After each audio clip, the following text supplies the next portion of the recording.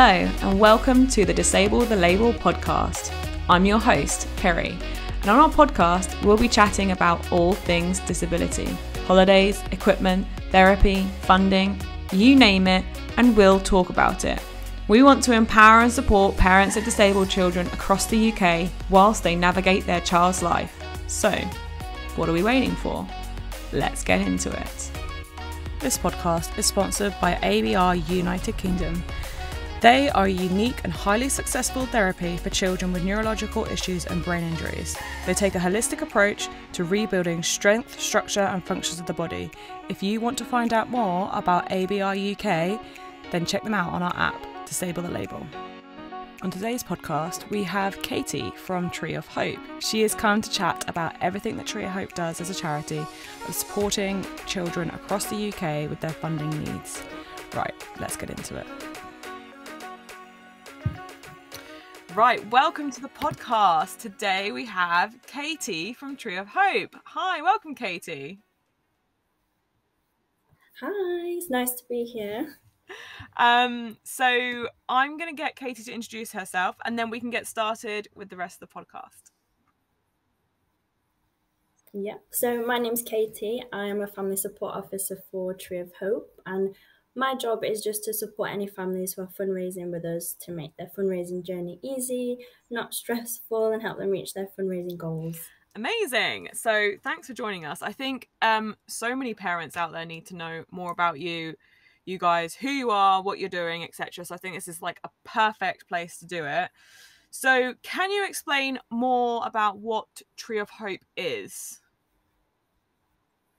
Yeah, absolutely. So Tree of Hope, we're a Kent-based national children's charity, and we help families to fundraise for their sick and disabled children to pay for specialist care that's associated with their disability or illness. And this is for treatment that's not available through the NHS or through social services. So this can be anything from a piece of equipment to help a child with cerebral palsy, all the way through to physiotherapy, hydrotherapy, treatments abroad, or even housing adaptations, because we know that disability facility grants only cover a small portion. So we kind of help top up that fund. We also help support therapies for autism as well. So we have a lot of really successful supporting paws campaigns. So that's assistance dogs for young people with autism. And for example, we had a young girl called Poppy. She fundraised £10,000 for her assistance dog, and she's now a lot more confident. She's a lot more independent. She suffered with sensory issues, but now she can cross a busy road by herself and go shopping. So we know that there's a fundamental funding problem within our NHS, so we exist to help bridge that gap. And our families come to us because they aren't getting the support that they need from the NHS. The funds just aren't there, and we help them raise the funds themselves to get the support that they need. So that's Tree of Hope, and that's why we exist. Amazing. Love that story, by the way. I've worked with a few kids with autism, and that's something I've suggested about getting, an autism kind of dog.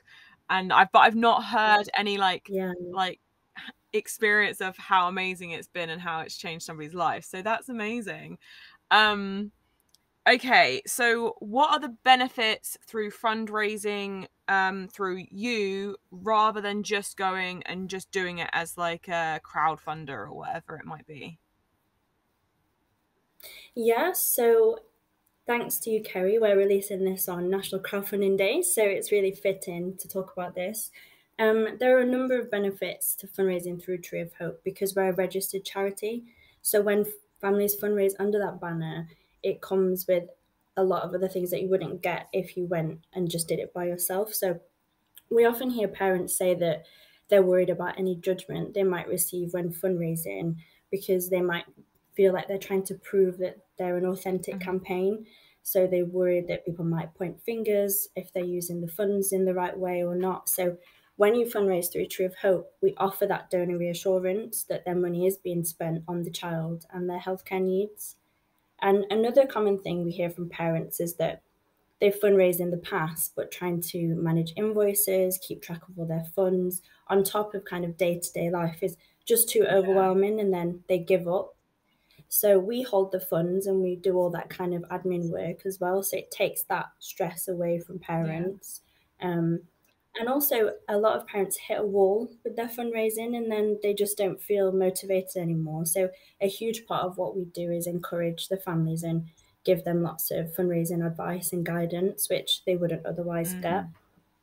But the banner of a registered charity opens up opportunities for match funding and increase kind of corporate donations, because a lot of big corporates won't donate unless there's a charity attached to the cause.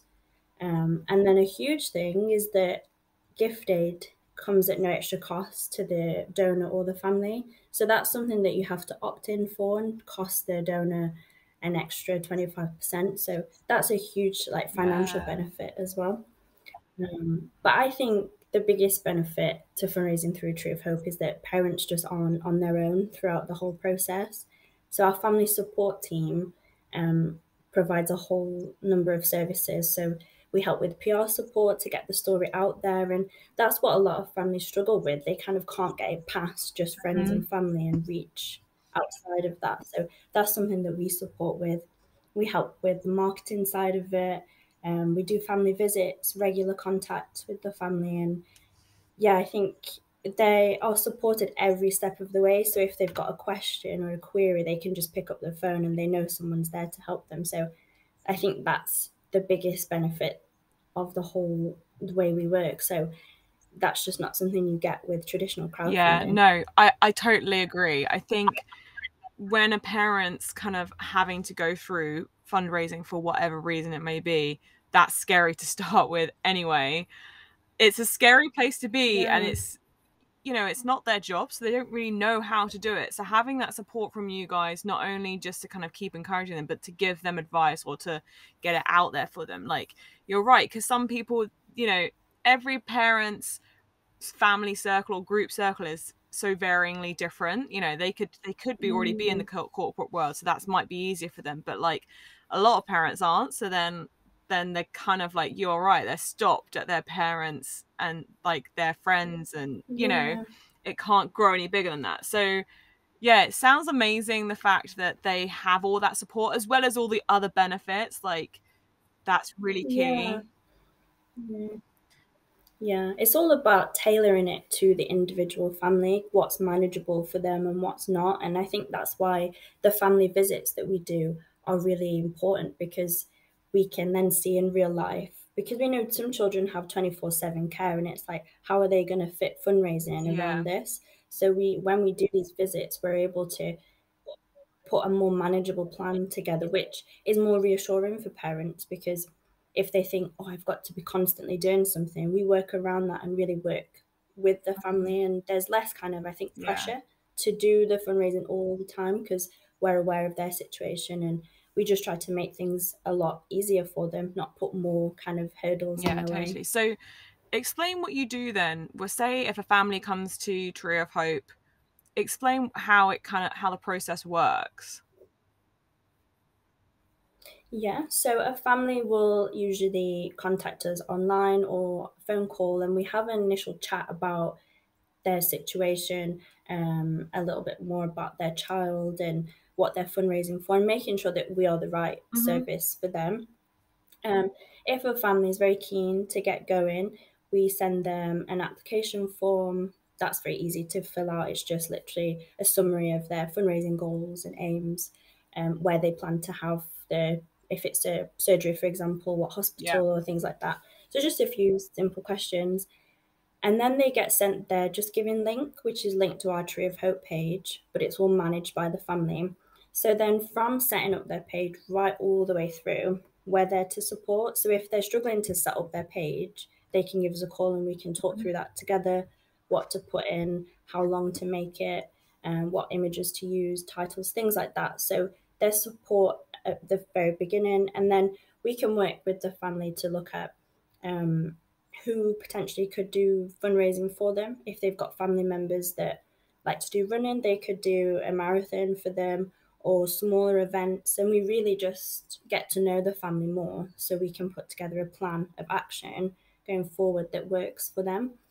And that's generally how it goes. And then once the families raise their funds, If they're having their surgery in a hospital, for example, the hospital will invoice us and then we'll pay that to the family.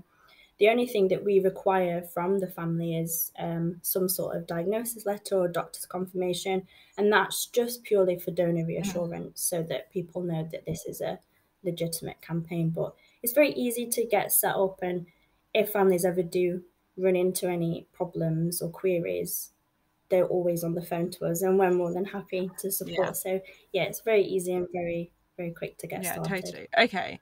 So how do parents then access you to start with? Where do they go to do that? Yeah, so you can go to our website, so that's www.treeofhope.org.uk, or you can call us on 01892 535525, and then you can speak directly to the families team and we can talk you through the whole process. Okay. But that's the easiest way to get to us. And then, so are there any like really specific like requirements to access you? Like, I know some parents kind of might hear this and be like, oh, well, yeah, I'm sure if I apply, I don't know, earn too much money and they won't then support me, etc. Are there any like those kinds of requirements? No, so we're not means tested at all. So any family of any financial situation can fundraise with us. The only sort of requirements is that we support UK residents and children under the age of 18. But families can fundraise up until the child's 18th birthday, and then the funds are kept until they're 25, because we recognise that transition from teenager to adulthood. So we often have families that pause fundraising for a while and then come back when they're in their early 20s and then think there's a piece of equipment they need because they're fully grown now, or whatever it might be, or they're restarting their physio. So having that kind of buffer there for that transition period is reassuring. But no, we just support children under the age of 18 and UK residents. Okay, perfect. So there was another question. I literally just had a question in my head. So you don't have to, say if you start a fundraising time with you don't have to then there's not a certain amount of time you have to do that in. Oh no, I mean, we've had families fundraising with us for 6 years now because their campaign is just ongoing, and it grows as the child grows, because we know that needs change over time. Sometimes equipment gets worn out, so they need a better piece of equipment, or like an off-road wheelchair or something like that. So we know that the needs change. So there's no specific time frame to raise the funds by. You can fundraise with us for as long as you would like as well. And there's no pressure to kind of raise the funds in a certain amount of time either, because we understand that parent situations are different, and we know a lot of them are doing the 24/7 care, so it's not always quick. So yeah, there's no rush to get the funds raised, but we're always there to support and kind of encourage parents to keep going, especially when they're doing so well. We just give them that extra boost just to give it a final push, and I think that's what they really need sometimes. So there's absolutely no pressure to raise it in a certain amount of time, and you can fundraise as long as you need as perfect. And so I have another question. Sorry, I know these are questions that I'm just throwing at you that I haven't given you pre-hand, but are there specifics that are not like you cannot fundraise for? So the general rule of thumb with Tree of Hope is anything that has a medical benefit for a child, they can fundraise for through us. So that is literally anything. We try to be as flexible as possible. So things like holidays obviously aren't included with us. Anything outside of that healthcare remit, you wouldn't be able to use your funds for. But and do you need to we're very flexible. Do you need to prove it? So say, for example, this is just something that I've experienced in the past. Say, for example, a parent wants their child to have conductive education, for example. That's obviously not provided on the NHS. Do they have to have proof that they need that? Or is it they just need to have their proof that they have that disability, whether it be cerebral palsy or another? Yeah, so they just, at the beginning, they just fill out that initial form if they've got some ideas of what they'd like to use their funds for, and then they might speak to their physiotherapist or their GP, who kind of signs off the form and says, yes, this is safe for the child Right. and that's okay. So that's generally what it is. But once we have that confirmation of diagnosis, it's then anything the family has a medical reason for is generally okay Okay, with us. cool, perfect. So I thought I'd get you to, I know you gave an example about that girl earlier who has autism, who's got her dog. Have you got Mm-hmm. any other examples for parents? If they're sat there thinking, oh yeah, but I bet they wouldn't fund this. You know, I think like giving examples is really helpful for parents, because I know of a few, because a few of kids that I've worked with have got their funding, you know, through Tree of Hope. Like that's the way that they've done it. But yeah, I thought maybe you could give a few Yeah. examples to parents. Yeah, absolutely. I mean, our families are so varied, but just a few recent ones. We had a family in Wales who were fundraising for SDR Hmm. surgery. So they raised £18,000, which was absolutely Amazing. amazing. I know that the family are so thrilled by that. So, yeah, that was a really successful campaign. Like, and the whole community just got around them, and it was, I think that that's a lot of the time families are so overwhelmed and blown away by how generous people are, especially given the cost of living crisis at the moment. People are still really backing fundraising and getting Mm. involved, so it's really amazing to see. But I actually had a call with a family yesterday. They're fundraising for a plagiocephaly helmet, um, and she actually raised £2,800 in 2 days. So she was absolutely blown away. Wow. So she smashed her target. And that is literally just sharing it on social media and people just wanting to help. And yeah, so we would, people are kind of scared to share it on social media, and we appreciate that. But the generosity people see, they're always so surprised by it, but it's always so lovely. And there are people that want to help and really do care. So that's yeah, a very recent one. So she was elated on the phone. It was lovely. Yeah, totally. That's amazing. So yeah, SDR surgery, the plagiocephaly helmets. We have spinal muscular atrophy families, and they're quite ongoing, but they're all really successful campaigns. We've got Sydney, a young boy called Sydney, who's fundraising with us for SMA. We also had another recent SMA family. They fundraised about, I think it was about £4,000 in a week. So they're completely blown Wow. away as well. So yeah, it was so varied. There's not just kind of a Yeah. hard and fast thing, but yeah, we cover absolutely anything that we can, and we're always there to support. Um, Yeah. so many varied families all over the UK. So I know we kind of talked about within that support. Um, do you support them and help them when it comes to like what to post on social media and that kind of thing, or ways to go about it? I know you said you help with like PR, that kind of thing, Mhm. getting people around them, but do you help with that side? Like, because I know some parents aren't necessarily, they might use social media, but they never really have to post something like that. And you know, having like run a business, I obviously know how to do it, but somebody else might not. So I wondered, Yeah. do you help them in that way? Yeah, so we have our social media pack that we send to families, and that's very like basics, back to basics for families that are very new to it, and they find that really helpful. So that's got obviously all the images of different sites, the Facebook pages, the Instagram Hmm. pages, things like that.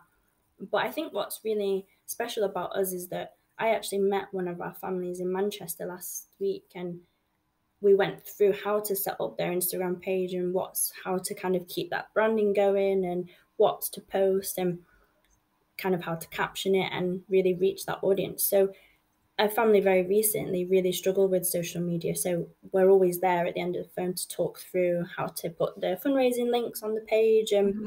how to share stories and make reels and how to get the engagement. So yeah, we support with that because we know that for some families this is all brand new.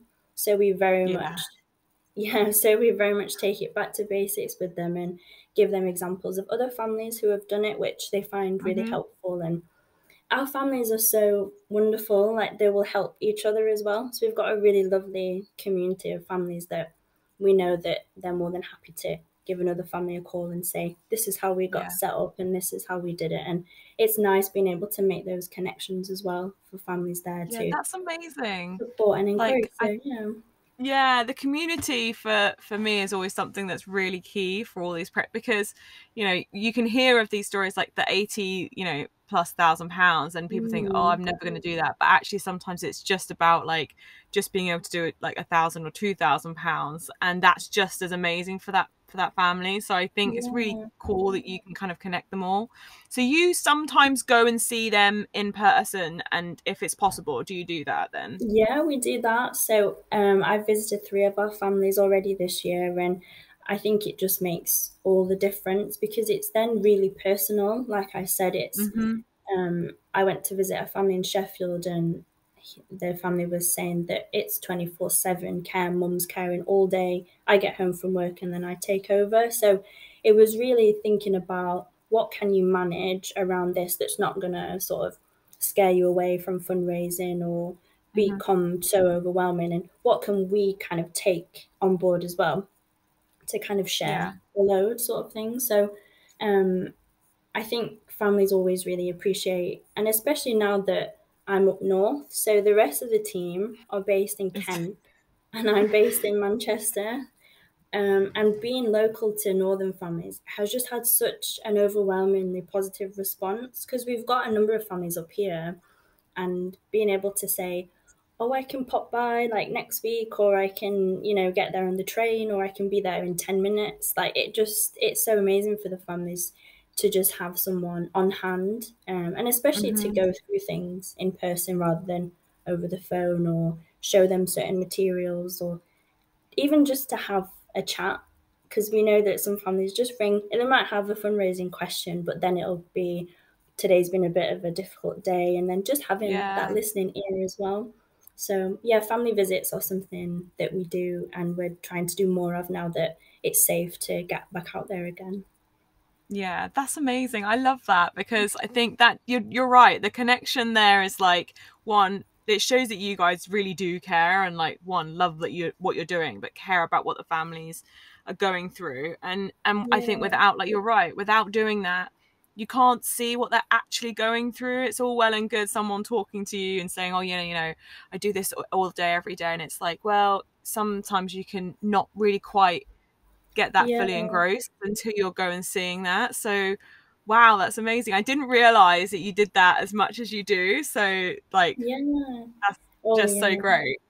No, it's Um it's such a nice part of the job, to kind of put a face to the person that you're speaking with over the phone. And families are always so welcoming, and it's just really mhm, lovely to, because you spend a lot of the time speaking with the parents, but then to meet the child that they're actually fundraising for as well and kind of get to know them a little bit is really nice too. So um, it's really beneficial for us to see the reality of their situation, and yeah. um, yeah, to really build that kind of trust with the families too. So yeah, it's such a good part of the job.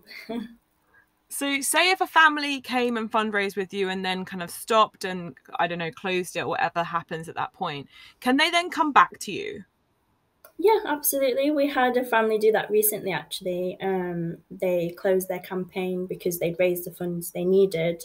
And then just at the end of last year, they came back and said, you said you were here for us, so we're here again. And we've been supporting them, because they recently moved home and are raising funds for housing adaptations and for an eye Hmm. gaze, for their son. So yeah, they've opened their campaign again, and they've actually got off to a flying start already. So they've already raised just over £2,000. So they're doing great. So yeah, we're always there when you need us. It doesn't matter if you finish fundraising and then need to start again. We understand that sometimes situations change. So yeah, that's completely fine. Okay, perfect. So I don't know whether there's a time zone of like how long it takes to get set up with you. Is there like a around about how long it usually takes, or is that just dependent on the amount of time that the parent has to be able to start doing those things?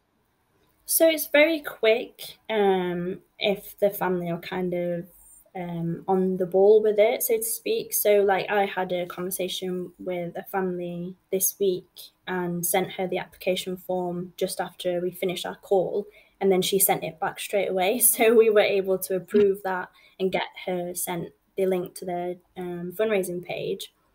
So it's very quick because it's all sent straight away, and then the family just needs to kind of set up their page. So it does depend on when the family have got time to do that initial fundraising page, Yeah. kind of occupy that and things. But it's very quick. It just depends how much time the parents have to get Yeah. kind of set up and running. Perfect. I just wondered because I know sometimes parents will apply something and then have to wait to then hear back from you as to say, yeah, that's absolutely fine. Let's get started. So, like, that's really nice that that can happen as quickly as the parents like basically want it to happen, I suppose. Yeah, because the application form, as I said, we normally speak on the phone first just to kind of get an idea of things. And the application form's kind of just a summary of what we spoke about on the phone. Mm-hmm. So we know that everything's okay to go ahead and we're the right people for them. So, yeah, it's very quick to get started. Cool. Perfect. So I know you mentioned about your website and your telephone number, but how else can people find you? So we have an office space in Tunbridge Wells in Kent if you're based down south, but the team work on a hybrid model, so they're not always there in the office. So it is easier just to contact us either by email or phone call. As I mentioned, I'm here in Manchester, so I'm about if families are local. But again, I'm fully remote, so it's easier just to kind of give us a call and or an online form we have on our website as well. So if you're kind of Mm-hmm. browsing through, we have a little widget at the bottom and you can fill in an online form and we can get back to you on there as well. Okay, perfect. And then what are your Instagram and Facebook handles as well? People just want to kind of follow Oh, you yeah. guys and just have a look at like what you guys do and kind of get a feel for you first before they contact you. I know some parents do that. Oh, yeah, absolutely. So our Instagram handle is at Tree of Hope CC, and then our Mm-hmm. Facebook page is just Tree of Hope. Okay, perfect. I will also link all of those things down below, and then it's easier if people are not able to write down while they're listening. But I just want to thank you so much for coming on and chatting about it. It's been really nice to hear more and feel more of in-depth knowledge about Tree of Hope, because obviously I knew about you guys, but I didn't know that you went out to see people and how much you were really, really supporting and being there for the parents. I think that's absolutely amazing. It's something that parents need all the time. They just don't get enough of that. So, yeah, it's really great that you guys are there. Yeah, absolutely. And that's kind of why we exist, really. We're there just to support the families in any way that they need. And we can, help with other sort of things like trust and grant applications as well. So if they're eligible for other funding, we can do all that on their behalf as well.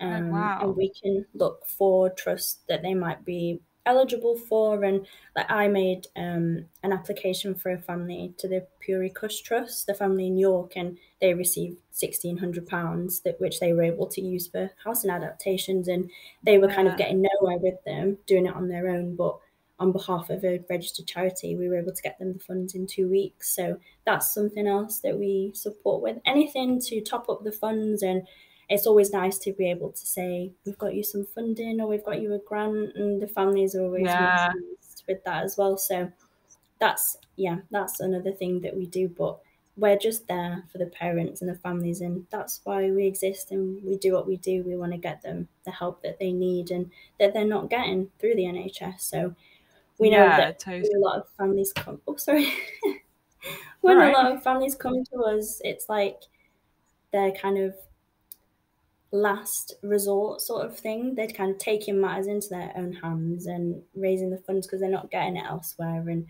we're just there to give them the support and the push that they need to get going and get started and have a really successful campaign. Yeah.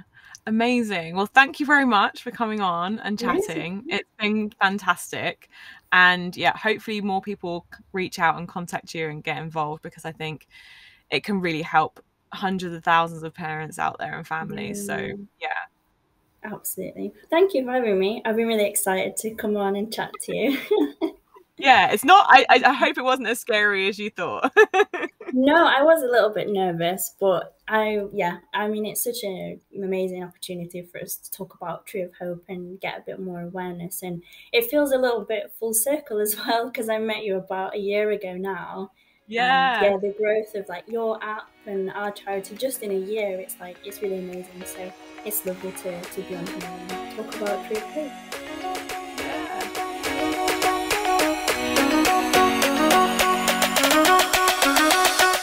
Thanks for tuning in to the Disable the Label podcast. Don't forget to subscribe and leave us a comment to let us know what you thought of this episode. More episodes will be coming soon, so make sure you tune in. Don't forget you can download our app for free via the App Store. That's Google Play or Apple App Store. Just search Disable the Label and you'll find us.